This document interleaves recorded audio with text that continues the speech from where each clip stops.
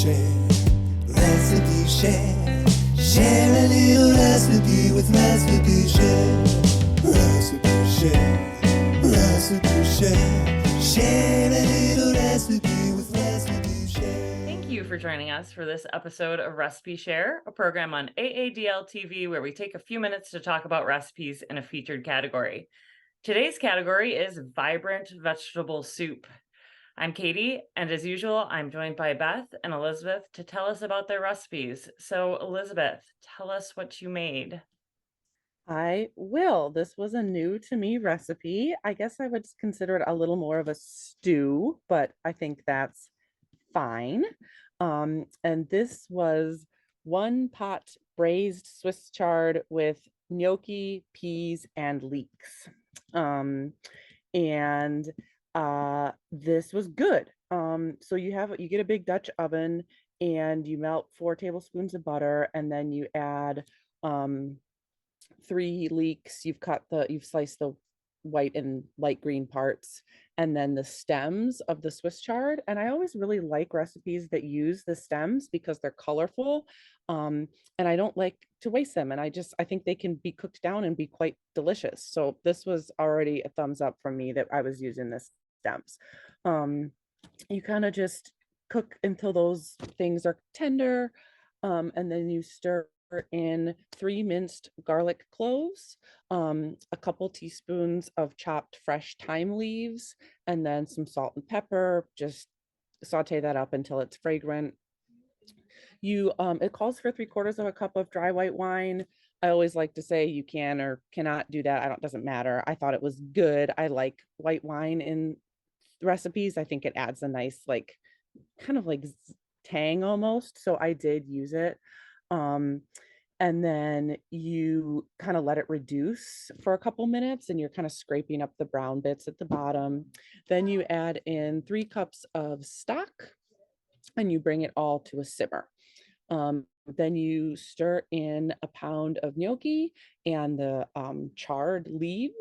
Swiss chard leaves, and then you cook for about 15 minutes until the chard is softened and the gnocchi seem like they're done. And then you throw in 2 cups of ice frozen peas. And it called for 2 tablespoons of fresh chopped tarragon leaves. I do not like tarragon. That flavor is not for me, so I just omitted that. And then basically you're supposed to just kind of let the peas defrost essentially, and then it should basically be done. And it's very stew like. It's thick, but there is liquid. And then to serve, you top it with it says a generous shower of Parmesan and a big squeeze of lemon. And then I really liked this. They suggested a dollop of fresh ricotta, and that was delicious. I loved that. This was a really cool way to get a decent amount of veg, because it was like 2 big things of Swiss chard, the peas, the leeks, if you count that, I don't know. And it was really easy. It's just like not complicated at all. I barely had to look at the recipe. I love gnocchi. It's so good to me. And then I really liked the flavors and the ricotta on top, the lemon, so good. So this is definitely one that I'm going to be making all of this fall and winter. And I feel like it's a great, you can almost always find Swiss chard, even in the colder months. And I really liked it, and I would recommend giving it a try. It's a little bit zingy and delicious, and I liked it. So that was my vibrant vegetable stew, I guess I would call it. Oh, that sounds great. I love Swiss chard, but I've never had it in soup before. So that'd be interesting to try. And then like ricotta, wouldn't have thought that was coming either. So that sounds just like new and exciting and perfect for fall. Yeah, sounds really yummy. We've been getting chard in our CSA the last couple weeks. Not this week, but 2 before. And it's just gorgeous. And I just get like so excited about what I'm going to make with it. But that sounds really good. And gnocchi, I know you've talked about that before, and it's just not my go-to. And I'm going to go to it and start buying it 'cause it is really good. It's good. Different.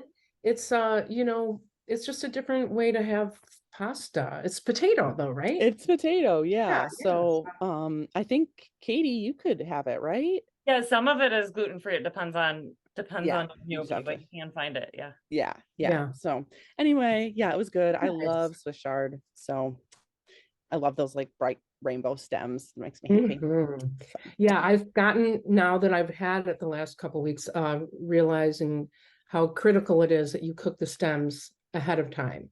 And if, as mhm, long as you do that, it's you all can good. use it all. Yep. So now I Yep. know. So yeah. Beth, how about your vibrant veggies? Well, this worked out well because this is a recipe that I got from a roommate in the early 80s, like 1981. It's a zucchini soup. And my roommate, Antoinette, was Italian, and she got this recipe from her grandmother. And so over the years, when I have, which eventually you have a lot of zucchini, um, I'll just make it, and I've played with it. And this time I really played with it, because I added Parmesan rind to it. Now I've been keeping a few of some in my freezer, and then our power went out, so I wanted to use it up. And let me just grab my so this is a easy recipe. You can make it however you want. It's really kind of like a minestrone, I think. I don't know if I didn't compare what a minestrone recipe is.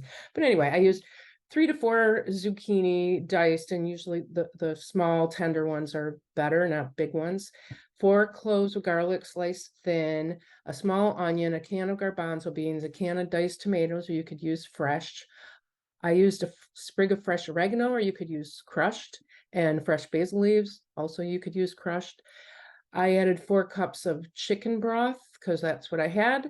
And then the Parmesan cheese. So, you're cooking your stuff till it gets soft, and then I ended up adding the Parmesan after everything else, so that the tomatoes and it was cool for a while, but then, and it's like little Parmesan bombs, but it's messy. Like using it on a wooden spoon I was regretful.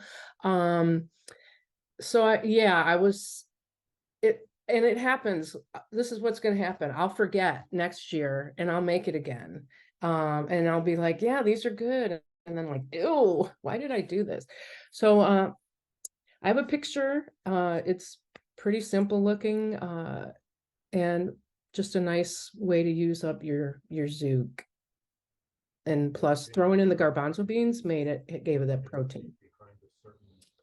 Some of those simple soups are just so yummy and like delicious, and as long as you put the herbs in there for the like nice flavor, it's just like it's delicious. Like there's nothing, it's great, like It what makes else is there to itself. say? Yeah, it makes You itself. know? It Exactly. really does. Exactly. Like you could put a stone into it and it would still taste good.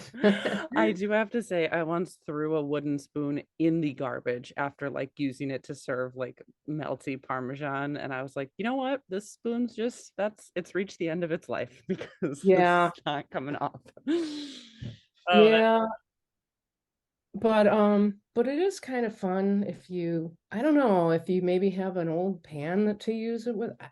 I don't know if there's a way around it. But anyway, yummy soup. It's great to make in the summer on a rainy day. So, Miss Katie, what did you make this time? okay. Well, I made this soup. It's called spring vegetable soup. And I adapted it a bunch, but where I originally got it from was this website called pumpkinandpeanutbutter.com. So I was looking forever for a soup that was like really heavy vegetable based, but didn't have tomatoes or potatoes or pasta in it. So that was like kind of a tall order, honestly. So I found this recipe did have pasta in it. So you could totally add that if you wanted, and you probably could add whatever you want. That's soup anyway. So what you do is you take a large soup pot and heat up some olive oil, And then you take some diced yellow onion, saute that for a couple of minutes, and then you add garlic, let that cook for a minute. Then you add celery, carrot, and asparagus. I used frozen asparagus because that's what I had. I had a bag of it laying around, but I think fresh would be really good in this too. You cook that until your vegetables are tender, about 5 minutes. Throw in some dried thyme and then 8 cups of vegetable broth. Season it with salt and pepper and bring it to a boil. Then once it's boiling, you add frozen peas and baby spinach. And then you just turn it down and let it simmer for like 5 to 7 minutes. And here is the interesting part that I totally stole from this website, was to poach a couple of eggs. And I've never done poached eggs on any other soup besides ramen. So this was totally new to me. And I included in the recipe my method of poaching eggs just because I like to microwave them. I've talked about this before, but you pour a half a cup of room temperature water into a thin-walled ceramic mug, and you cover it and just microwave it for 55 seconds, depending on your egg, your cup, and your microwave, but just a little bit less than a minute usually. And then once your eggs are poached, you stir in fresh herbs to your soup.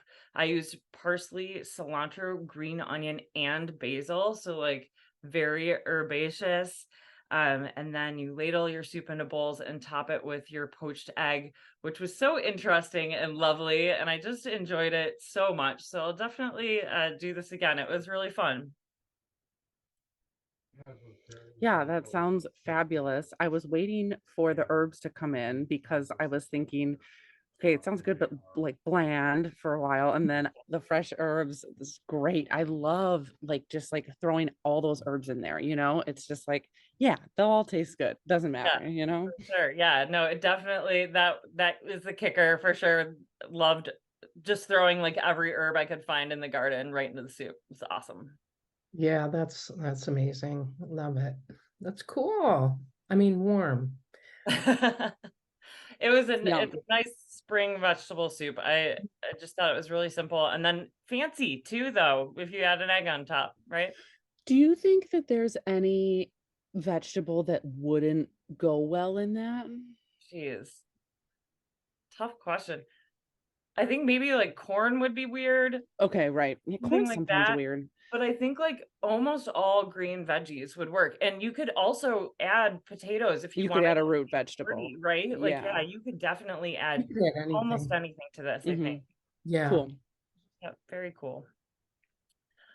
All right. Well, we want to thank everybody for watching Recipe Share. Be sure to click the link below to look at the event page on aadl.org to find the recipes we talked about, and you can share your own in the comments. Join us next time when our category will be sweet and sour citrus. We are looking forward to seeing what you've been making, so thanks for sharing. Recipe Share, Recipe Share, share.